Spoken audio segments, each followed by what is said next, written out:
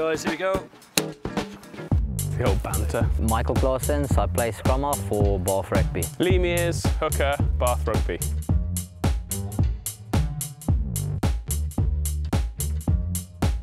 I've always been told you've got the concrete mixers and the rock stars, and these boys, like on a Tuesday, they love having a coffee and a little chat and a giggle, and they pat each other on the back, and then while we go out, scrummage, maul, and generally beat the proverbial out of each other. I think we're very happy that we're not forwards, so we don't have to do all the driving mauls and all the scrums, but there's definitely a bit of a rivalry between us, as they always don't like it when we just kick while they have to do all the hard stuff, but it's their own fault that they wanted to eat that much when they were younger. You always find the backs at ex-footballers, oh, I could have had trials at this or I could have had trials at that. So I think most backs are generally failed footballers or wannabe footballers. That's what we find anyway. You got any response to that? No, leave it at that. Yes, we're born slow.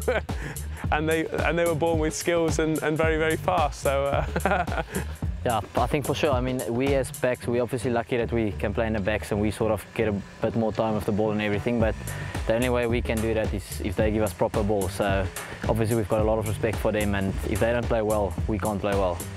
I think nowadays as well, you know, it's nothing better than when the boys kick the ball 80 metres down the field or they run the length of the pitch and score a try, so it just rewards you for all of your hard work.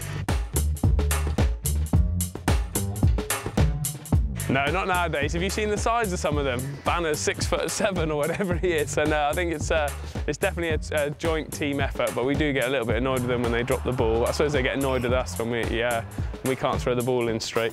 I think, yeah, most of the times, especially if it's off a scrum, if we have a good scrum, I'll always go to Mearsy and them and always say to them, good scrum. And I think there is times where we sort of forget about it and we just take all the fame. You must see most wingers that score a try, then they look at the camera, they do their hair, make sure, yeah, I've told you, they're wannabe footballers.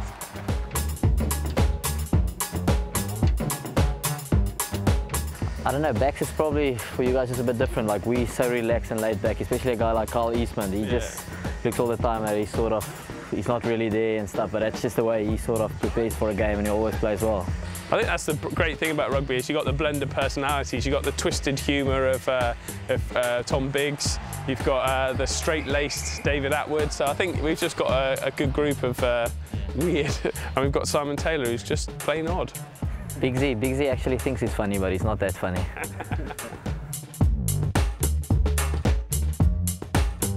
I don't want to talk him up, but there has been a few times that I've gone, why'd you kick that, Clark? Oh, good try. And that's happened twice. Yeah. Yeah, it's quite hard. I mean, I'm sort of in between, so I'm half forward, half back, but I'll probably just look on the day. If the forwards play well, I'll probably take their side. If the backs play well, I'll probably take their side. But yeah, no, it's quite a hard thing. I mean, I can understand their frustration if they give us a good scrum or a good set piece and we knock on the ball, and the other way around as well, if we don't get a solid scrum or solid line out. So it's sort of a two-way thing. It's a love-love relationship.